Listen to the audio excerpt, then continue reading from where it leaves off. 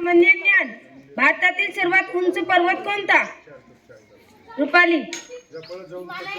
हिमालय पर्वत हे उत्तर बरोबर आहे. शिक्षक दिन कोणत्या तारखेला साजरा करतात? पायल. दीक्षा. 5 सप्टेंबर हे उत्तर बरोबर आहे. लोकमान्य टिळकांनी कोणता ग्रंथ लिहिला? गीता रहस्य हे उत्तर बरोबर आहे. पसायदान कोणी लिहिले? ऋतुजा.